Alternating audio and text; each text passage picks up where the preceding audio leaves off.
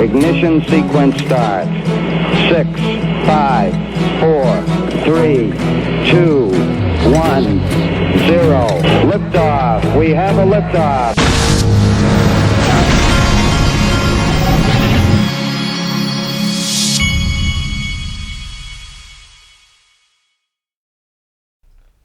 Hey everybody, this is the Digital Asset Investor, and I am eating some peanuts, and I'm having a Diet Dr. Pepper.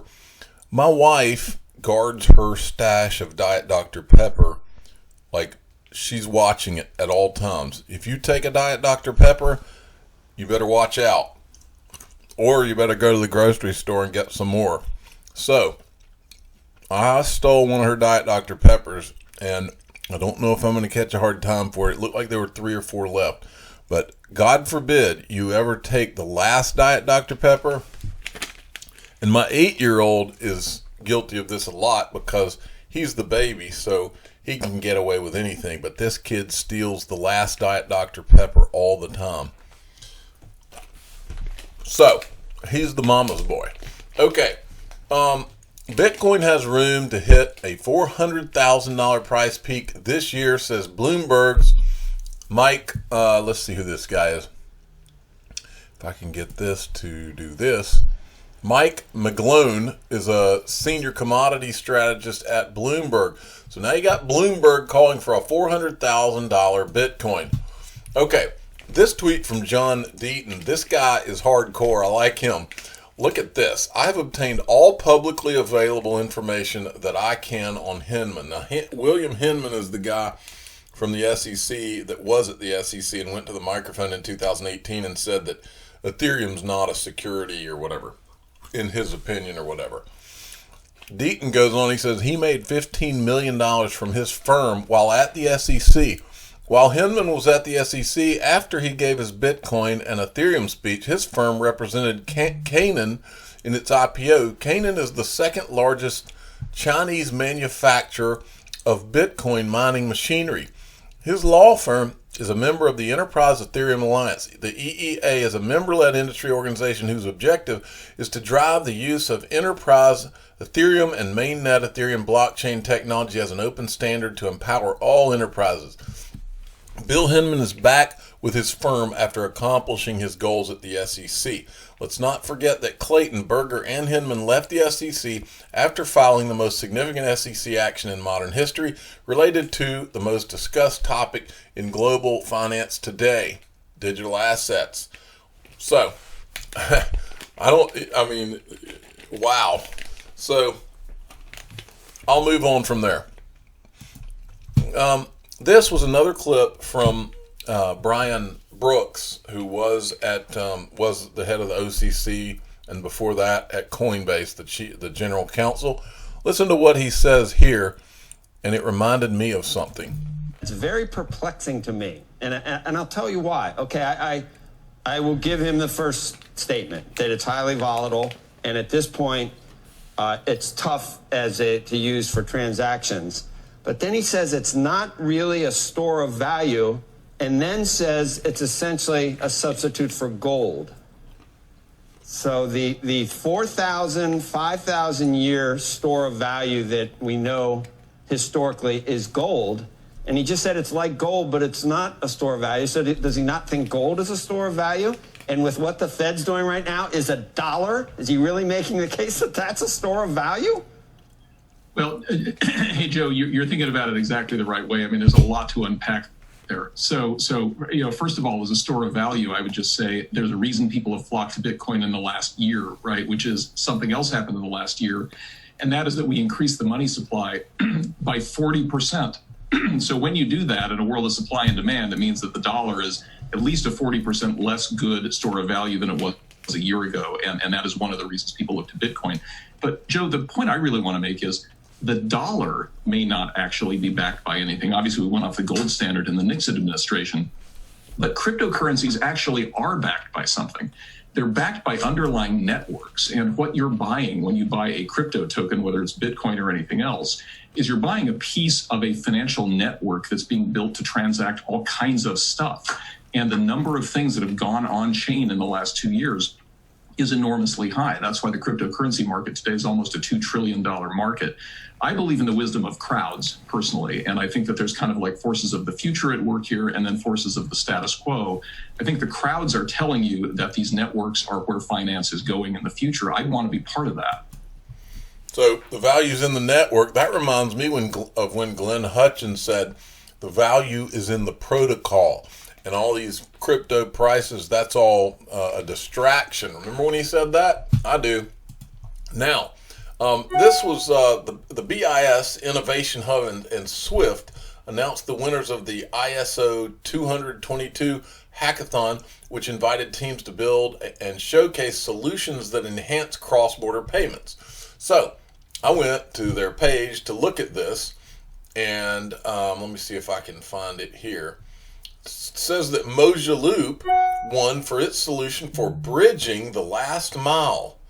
Interesting words there. Bringing cross-border payments to users in emerging market economies who rely on mobile money transfer systems. Now, Mojaloop is one of the foundations of Bill and Melinda Gates, right?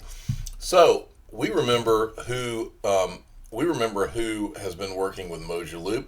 Here, this is a clip from this BIS video right here. Listen up. Let's set the scene. 80% of the cost of cross-border payments is in the last mile delivery of money. Today, there are existing last mile payment networks to tap into. The mobile money industry sprang into life over 10 years ago, focusing on delivering efficient digital low-cost accounts to those unable to access financial services. And there is a vibrant global diaspora who regularly send money home, as well as many donor agencies who remit social payments. Our hypothesis is that fragmentation leads to high costs and delays in receiving money when things go wrong. Our submission demonstrates how, using ISO 222 messages and the Mojaloop APIs, we're able to connect traditional market participants with the many different account holding institutions in the developing world's financial ecosystem. To do this, we map the Mojaloop three-step transaction pattern onto ISO 222 messages and leverage the Interledger protocol to include end-to-end. Leverage the Interledger protocol, which was created by Ripple. That is what, when we hear Interledger protocol, we're talking about all of the money, not some of the money, all of the money. Elements that connect these disparate systems. The Mojaloop three-step transaction pattern allows a debtor agent to firstly discover if the creditor identifier they have, such as a mobile number, identifies a valid creditor account to which they can route a payment. Secondly, agree the terms of the payment with the ultimate creditor agent. And finally, execute the payment instruction. Mojaloop systems also use the Interledger protocol, which has a cryptographic signature called a fulfillment, which is only produced by the creditor agent when the payment is cleared to the creditor. The fulfillment data element, passed end-to-end from the creditor to the debtor, can be relied upon by intermediaries and the creditor itself as a cryptographically verifiable signal that the creditor has been paid. Market infrastructure, such as the Mojaloop clearing system, consider delivery of the fulfillment as a signal of finality and an indicator that the payment may be settled. So that's pretty darn cool. Okay, now what that also reminded me of is many of you have probably never seen this video with Chris Larson, from the chairman of Ripple. To have been able to work with and continue to work with the Bill and Melinda Gates Foundation. They've been incredible leaders in so many things, but also a lot of people don't know there are about 1,200 people working on financial inclusion. So kind of second to what they've been doing so amazingly with disease prevention. And they see that as a absolutely key thing that happens on Earth. And I think they share this view that we're sort of in the worst kind of situation right now in the world, where everybody has this, kind of amazing future and data about how great life could be on their phone. But again, until you have the interoperability of money, which we don't have yet for 2 billion people, you can you're tantalized by it, but you can't act on it. That's a huge problem, right? So they know that we need, this key interoperability, this very basic infrastructure layer that links M-Pesa to Bank of America to to what's going on in the Japanese financial system, and you don't have that, right? That's what's blocking a key thing happening here. And I think they agreed also that you need something like the Interledger protocol. That's what's baked into Mojaloop, as well as many other very specific technologies that would help banks and central banks and governments in the developing world to really kind of leap ahead. One interesting thing about, I think, their view as well is a lot of people in blockchain kind of seem to talk about it's going to go around the banks, it's going to go around governments, screw all the laws. People that work in financial inclusion, they take the exact opposite role, that the only way that you're going to have impact is if you work within the system, that it's appropriately regulated. And if you really, people in the developing world, they want to establish, they don't want to be anonymous, they want to establish histories so they can build credit and so that people can know who they are, so you can have trust on both sides. So it's been great working with them, and we just think they're doing fantastic work. And then there was also this one with Chris Larson. Listen to this. And finally, the last part, smart. And think about Flare while you're hearing this, because I think Flare is Codius. So big believers that also smart contracts will play a key role. Our bet would be on a technology called Codius, kind of a derivative of Intraledger. The difference is here between, and so we're already getting some really good scale. The difference is here between, let's say, smart contracts on Ether, which have to be on that blockchain, using that currency, using a specific language, is it's completely neutral. It can be used, again, on any blockchain. It can be used as a hosting protocol. It can use any language. It can use any currency. So we think that's going to be an important last component. We think all three of those things, the blockchains, the interoperability, and the smart contracts, equal an internet of value. I don't know if you want to use an analogy. I guess the blockchains are like these new fancy ports. Intraledger is like the shipping container. And I guess the smart contracts are like the robots, moving around the port, I guess, if you want to use that same analogy. And we think that this now becomes the platform for tons of other things, right? So when we're talking about lending, we're talking about securities, those really can't happen until you get the fundamentals of that payment platform, that internet of value completed. So I know we're just about out of time, and I do apologize. Okay, moving along. I wanted to show you this. Elon Musk had tweeted this, don't deny DeFi.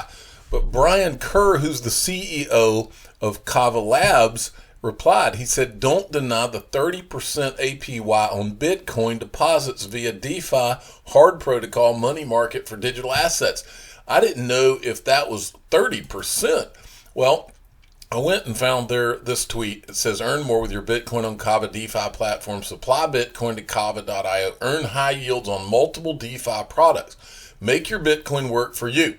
Now, when you follow this link, it takes you to the hard protocol. I've shown you this, but I want you to see these APYs. Because when I did this, I had some KAVA, and I went in here. I want you to look. I linked my Trust wallet to this. You can't see it here because I logged out. But I linked my KAVA wallet. I wanted to do it to see how this worked. And I literally linked it to this thing. Once you've linked it and supplied the KAVA or whatever it is that you're putting on here, these are the APY, annual percentage yields that you're getting on these. This is unbelievable. So I was about as excited as I could be when I saw this. So their website's kava.io, and I have a link to them in my description. These guys are a sponsor, but this is like the coolest thing that I've seen. 28%. Does my son need to draw you a picture? He'll be home from school here shortly. Okay, now this had an effect on me today. I went into this website. I was trying to find out where you could buy these NFTs. I went into Rarible.com. I go through the process. I was going to buy, I won't say which one, but it was an XRP NFT, just because I wanted to go through the process. I get to where I'm about to pay for it. This is what I saw. I was buying an NFT that cost $16.72, and you buy it in Ethereum, so that's why this is 0.01 Ethereum. Then I saw this. The miner fee was going to be $53.18. In other words, a product that I was going to buy for $16.72, I was going to pay a miner fee, since they're using Ethereum, which is proof of work, which does not work. Miner fee of $53, which is what, 3 times what the cost of the product is. This is not sustainable, folks. This is not going to work. It's just flat not going to work. Keep your eyes on Flare, because Flare is about to change the world, I believe. Okay, the Ghost of 2013. I thought this was a really cool logo here, so I went and read the article. All right, what we have learned so far in 2021, simple.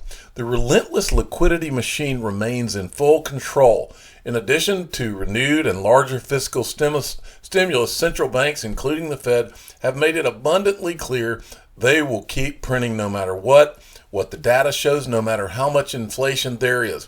When I see all this and what the Fed's doing and what they've been doing for years now, it kind of seems, it's kind of like a ghost. But what I see when I see all this is people that are intentionally trying to tank the system.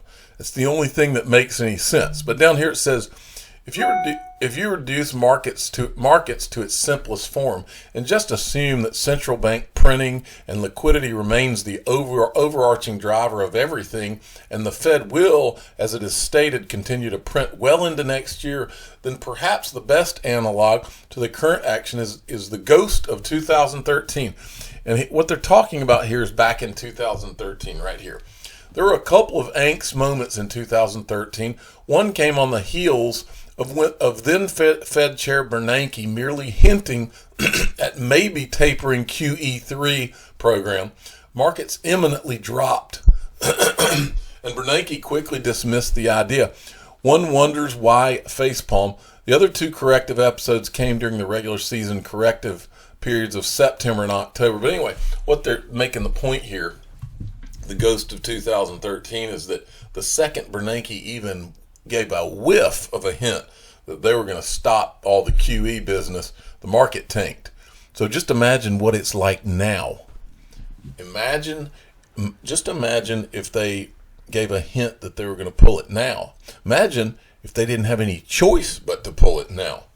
I believe that they've known for over 10 years that what they were doing would eventually collapse the system.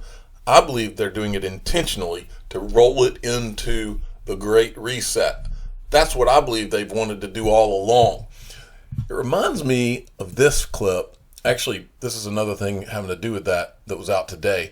Bank of England flags instances of illiquidity as a broad risk to the financial system after a rout in some government bond markets pushed yields higher. All of this reminds me of this clip with Chris Larson from the Money 2020 a couple of years ago. Is 10 years out on the financial crisis. We still don't have the infrastructure perhaps to prevent the next one. And I think this is where digital assets can really help, because an efficient digital asset can really solve some of the key problems in global liquidity. You know, the world's got trillions and trillions of dollars tied up in liquidity just to get around how clunky the movement of value is around the world. If with a really efficient digital asset, something like XRP, again, that's what we believe will be the most efficient, you can now reduce trillions and trillions of capital from being tied up. So you can make those transfers instantly as a bank or as a payment provider, or as an enterprise, without having to have money pre-positioned all over the world. So that's... Okay, interesting clip. Okay, next I wanted to show you this. This is the CIO, Dawn Fitzpatrick of Soros Fund Management. She works for George Soros. I wanted you to watch the beginning of this. Now at the end, I'm not going to show it to you, but at the end, they ask her if she owns Bitcoin, and she avoids the question. Let me get to here. Over negative about strategies or themes? We think the whole infrastructure around crypto is really interesting. And you know, we've been making some investments into that infrastructure, and we think that is at an inflection point. I'd say it's everything from kind of exchange asset managers, custodians, to the mundane like tax reporting on your crypto gains, you know, and everything in between. Okay, I'm not going to show you any more of that, but my overall point is they talk up Bitcoin. But I want you to remember, this is not the way that these people operate. George Soros, remember, he's the guy that shorted the, the sterling and almost broke the Bank of England. That's what he's famous for. He and all his buddies are making their rounds now talking up Bitcoin, which tells me they're doing the opposite. They may own Bitcoin now, but they bought it a long time ago, and now they're talking it up. But make no mistake, These people are all in the same club. I'm telling you, this whole Bitcoin thing makes me nervous. In fact, I'll show you here at the end of this video. I just sold most of my Bitcoin into private equity. Well, I'll tell you, I sold most of it into Uphold private equity. But I've told you why on this channel. But these people are I'm telling you, they're the masters of head fakery. This lady right here, let's focus in on her. She works for George Soros. Here's her Wikipedia page. Look right here. She is an officer of Soros Fund Management. She was with the Federal Reserve Bank of New York. Look at this. She's on the advisory council of the Bretton Woods Committee. Now, these are the people that Ripple has been talking to all these years. They've been hanging with all the people that hang out here. Let's look at the Bretton Woods Committee. There, she is right there. Okay, she's on the advisory council. Now, remember, look who she's on the board, the council with, Janet Yellen. These are not pro-Bitcoin people, folks. Don't watch what they say, watch what they do. Or in Janet Yellen's case, since she works for the government, she has to tell you what she really thinks, like she does here. Recently, since February 8th, when Tesla up about, she warned. I think that Bitcoin, I've said this before, is widely used as a transaction mechanism. To the extent it's used, I fear it's often for illicit finance. It's an extremely inefficient way of conducting transactions, and the amount of energy that's consumed in processing those transactions is staggering. But so that's where she's coming from, and she's in the same club. Now, what else does this lady? She's also a non-executive director on Barclays board. Remember a while back we heard about this is Barclays board here, and there she is. Remember a while back there was an article where the Rothschilds, one of the richest families in the world, how they were investing in Bitcoin. The only point I'm making is that Soros, the Rothschilds, all these people, they're in the tell the people we're doing this while we do this. And they get you to look here while they're doing something different over here. Some people call that talking your book or whatever, but whatever you want to call it, is if there's one thing I've learned about the wealthy of the wealthy, it's that they are in the head fake business. They say one thing while their other hand's doing something else, like a magician. Well, on this Barclays board with Don Fitzpatrick is this guy, Nigel Higgins, and he happens to be, prior to that, he was chairman of the group executive committee and managing partner of Rothschild and Company. So my point is that all these people are in the same club, folks. Wanted to bring to your attention before I leave that I told you I've been buying Uphold private equity, and I have. Yesterday, I think it was at $5. Today, it's at $6. This company, the reason I've got my eye on this company is because I'm looking at this coin. I keep staring at this Coinbase IPO, and I was there during .com, and I see this Coinbase IPO coming, and the Coinbase. Remember, Coinbase has 43 million users. Uphold has like 5.5 million users. Well, do the math. So they're about 1/8 the size in terms of users as Coinbase. Coinbase's IPO was priced at somewhere around $350 to $375 is what they were saying a couple of weeks ago. Do the math. I'm doing the math, and I put my money where my mouth is. Now, something that a lot of you may not know about these about investing in private equity on LinkedIn. By the way, their website is linqto.com, and I have the links where you can download their apps. They are a sponsor. Now, something you may not remember, many of you are out there going, oh, I can't buy that private equity. That's for accredited investors. And you're right. You do have to be an accredited investor. But some of you may not remember the SEC changed the rules, or they added something to this where other people could qualify as an accredited investor. It's right here. If you're a licensed investment advisor, which I'm not, representative, Series 65. The series, when I was a financial advisor, I'm not now, but when I was, back then you had to get a license, but in order to pass this, in order to take the Series 7, which I took and passed, you had to get with a licensed broker, which was Morgan Stanley in my case, and then you could take it under them. Okay. Now this Series 65, my understanding is that you do not have to get with any kind of brokerage firm. You can take this by yourself and become a licensed investment advisor representative. Series 65. And I also know, because the guys at Link2 told me, you can go to examfx.com and then just go, like here, you can go and just go down to Series 65. This page will come up. You can get these a package for like $159.95 to buy a course to take this. Then you can sign up for the course. It's with one of the organizations like FINRA or FinCEN. I can't remember which one. But anyway, once you take this, you are then an accredited investor, and you can go on the Link2. I think that it's the Link2 platform. This is these blockchain companies, and they're gonna put AI companies on there too. But the ability to buy this private equity before they're bought or go public is a monster opportunity. And I'm trying to diversify so that I split some of my, I'll have some in digital assets and some in private equity. That's how I look at this. That way you can participate in the picks and the shovels. I'm the digital asset investor. I'm not an investment advisor. This is for entertainment purposes only. Please subscribe, hit the like button, and tell your friends and family that you do not have to have a ton of money in order to be an accredited investor. You can also pass the Series 65, which I have some friends that are doing right now just so that they can go and buy private equity on the Link2 platform, which I